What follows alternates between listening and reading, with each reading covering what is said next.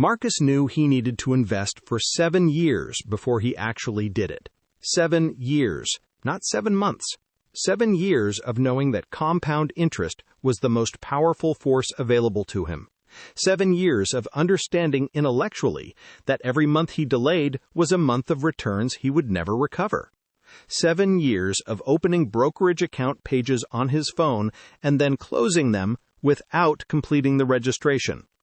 This is not a story about financial ignorance. Marcus understood the case for investing. He could have explained index funds to you clearly. He knew the historical average market returns. He had read the books. He understood the theory completely. And yet, he could not make himself start.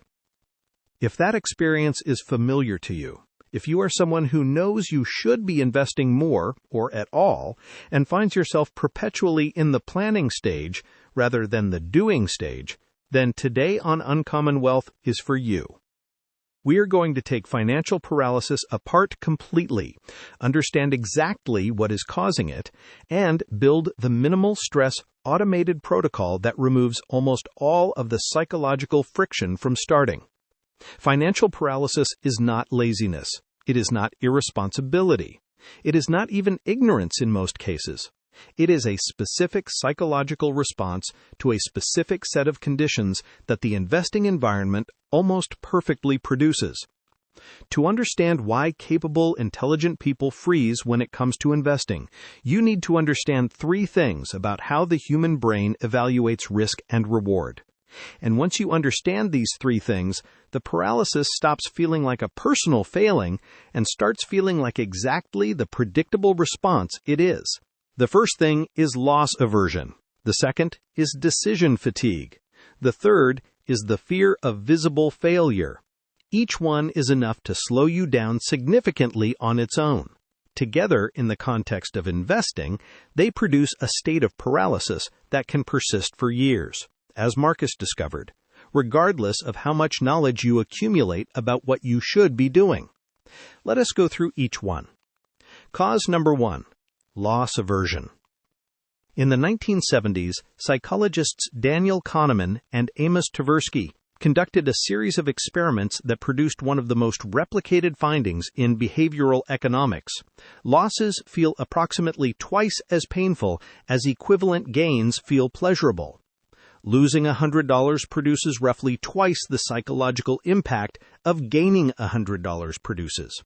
This asymmetry is not logical, but it is human, and it has profound implications for investing behavior, because investing is an activity where losses are not just possible, but guaranteed, at least temporarily and at least occasionally. Markets go down. Portfolios shrink. The value on the screen goes from a number you are comfortable with to a number that makes your stomach drop. And your brain, running its ancient loss aversion software, responds to that temporary drop with a level of alarm completely disproportionate to the actual long-term significance of what is happening. Marcus experienced this viscerally the first time he seriously looked at the investment account his employer had set up for him. The account had been running for 2 years. During that 2 years, the market had experienced a correction, and the account was temporarily showing a loss relative to his contributions.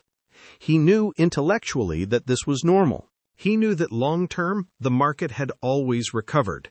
He knew that selling during a correction was exactly the wrong response. And yet, looking at that red number, at the concrete visible evidence that money he had contributed was currently worth less than what he had put in, produced a level of discomfort that overrode everything he knew. His brain was not computing long-term expected returns. It was computing loss. And loss felt dangerous. Loss aversion does not just make investing uncomfortable after you have started. It makes starting feel dangerous before you have even begun. The anticipation of watching your portfolio temporarily decline, the mental simulation of seeing your money become less than it was, is enough to keep many people from ever initiating the first contribution. The brain reasons that what you have not started, you cannot lose, and that reasoning feels protective even as it costs you years of compound growth. The protocol for loss aversion is not to overcome it through willpower. That does not work. The protocol is to make the loss invisible. Automated contributions that move money from your account before you see it means you are not watching a number you have become attached to temporarily decline. You are building an asset over time that you check occasionally, rather than monitor obsessively. The psychological distance between you and the daily fluctuations removes the primary trigger of loss aversion entirely. Cause number 2, decision fatigue. Investing confronts you with an overwhelming number of decisions at the exact moment you are trying to start. Which platform? Which account type? Which asset class? Which specific funds? How much to allocate to each? How to rebalance? What to do when the market moves? What to do when your circumstances change? For someone who has never invested before, this is not a simple set of questions. Each one feels consequential. Each one feels like the kind of decision where getting it wrong could cost you significantly. And the brain, faced with a large number of high-stakes decisions simultaneously, does something entirely predictable. It freezes, or it defers. It says, I will research this more carefully and come back to it when I have a clearer picture. And then it never comes back because the picture never gets clear enough to feel safe. Marcus spent 2 years researching before he started. He read everything. He watched everything. He joined forums and asked questions and compared platforms and studied fund options. At the end of 2 years, he knew more about investing than 90% of the population. And he still had not started, because every answer revealed a new question. Every piece of research opened a new area of uncertainty. The more he knew, the more he understood how much there was to know, and the less confident he felt about making the first move. This is the research trap. The belief that enough knowledge will eventually produce enough certainty to feel safe starting.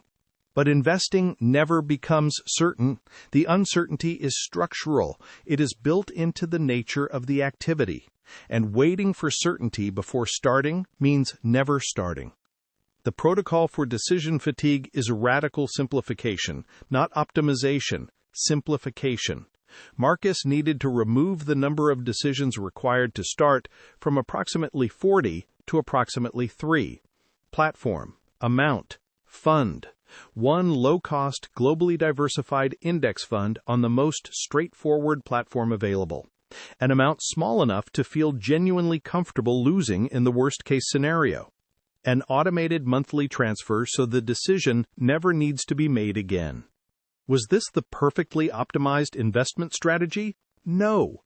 Was it infinitely better than 7 years of not investing at all? Unquestionably, yes. Because the cost of starting imperfectly is trivial compared to the cost of not starting at all. Cause number 3, the fear of visible failure. This one operates more quietly than loss aversion or decision fatigue, but it is in many ways the most powerful of the three, because it is rooted in identity rather than just psychology. Most people who are paralyzed about investing are not paralyzed about all financial decisions. They make spending decisions constantly without significant anxiety. They make career decisions, housing decisions, large purchase decisions. But investing feels categorically different, and the reason is this. Investing is an arena where you can be objectively, measurably wrong in a way that other financial decisions are not. If you spend money on something and it turns out to be less satisfying than you expected, the failure is private and subjective. You bought a thing you do not love. That is uncomfortable, but not quantifiable as failure. If you invest money and the investment performs badly, the failure is objective and numeric. The number is smaller than it was. You made a decision and the outcome was measurably negative. For people who have tied their sense of competence to their financial decisions, and most financially responsible people have to some degree, this visibility of failure is deeply uncomfortable, not just because of the loss, but because of what the loss seems to say about them, that they made a wrong call, that they should have known better, that they are not as capable as they thought. Marcus recognized this fear in himself when he noticed how much he cared about what his first investment choice said about him. He was not just trying to pick a good fund, he was trying to pick a fund that would demonstrate that he knew what he was doing, that would vindicate his years of research, that would not embarrass him when he talked about it. The investment decision had become entangled with his identity in a way that made every choice feel like a referendum on his intelligence. The protocol for the fear of visible failure requires separating the outcome from the identity. The market going down is not a statement about your competence. A fund underperforming its benchmark for 1 year is not a verdict on your intelligence. These are features of the investing environment, not reflections of you. The investors who build the most wealth over time are not the ones who make the best individual decisions.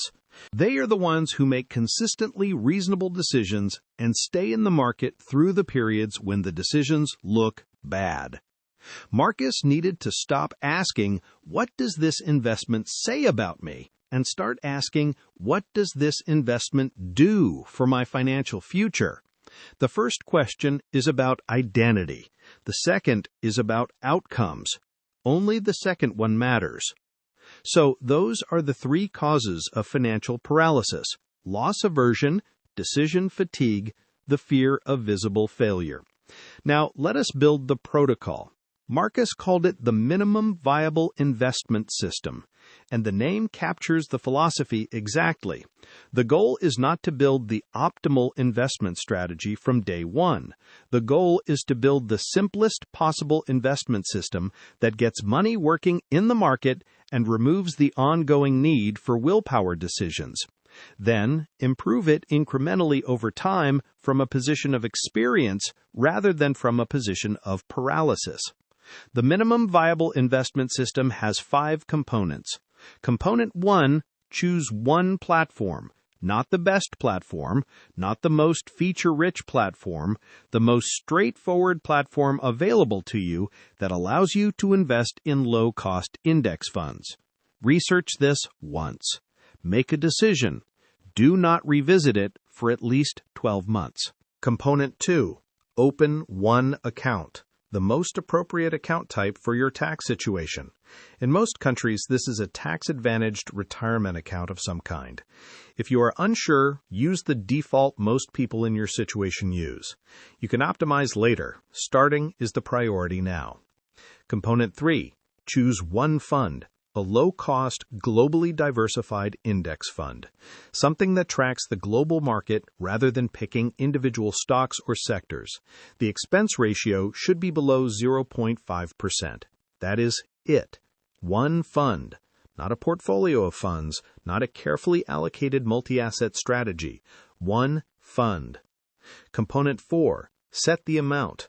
Start with whatever you can genuinely afford to lose in a worst-case scenario without it affecting your life. If that is $50 a month, start with $50 a month. The amount matters far less than the habit at this stage. You can increase it as you build confidence and as your income grows. Component 5, automate everything. Set up a recurring monthly transfer from your bank account to your investment account. Set it to invest automatically on arrival. Then do not look at the account for 30 days. Not because the performance does not matter, but because the first 30 days are about building the habit and the identity of someone who invests, not about optimizing returns. Marcus followed this protocol exactly. He picked a platform in one evening. He opened an account the following morning. He chose a single global index fund. He set the monthly transfer at an amount that felt genuinely comfortable. He automated it, and then, for the first time in 7 years, he was an investor. Not a perfect investor, not an optimally allocated investor, but an actual investor with money in the market, working and compounding. Starting imperfectly, beat 7 years of perfect preparation by an enormous margin. Financial paralysis is one of the most expensive psychological states available to a human being. Not because of what it costs you today, but because of what it costs you over a decade, or 2 decades, or 3. Every month the paralysis persists is a month of compound growth that cannot be recovered. The market does not wait for you to feel ready. Marcus lost 7 years. He knows exactly what that cost him in compound terms, because he ran the calculation. It is a number he does not share publicly because he finds it too uncomfortable. What he will say is that it was significant. Significantly more than the amount he eventually invested when he started. Just from the delay. You do not need to know everything before you start. You need to know enough to start simply and improve over time. The knowledge compounds alongside the money when you are inside the process. It compounds much more slowly when you are observing from the outside. The fear is real. The loss aversion is real. The decision fatigue is real. None of that means you have to wait for it to go away before you begin. It means you build a system that removes the need to fight it. If this video gave you what you needed to take the first step, then take it this week, not next month, not when you have done more research, this week. Open the account, choose the fund, set the transfer. Then come back and tell me about it in the comments. In our next video, we go into healing your relationship with money. The financial trauma most of us inherited from our childhoods, the beliefs, the fears, the scarcity patterns that were installed before we were old enough to evaluate them, and the step-by-step psychological process for rewiring your brain for abundance. It builds directly on everything we have covered in this series, and it is one of the most personal and most practically useful videos we have done. Hit subscribe so you do not miss it.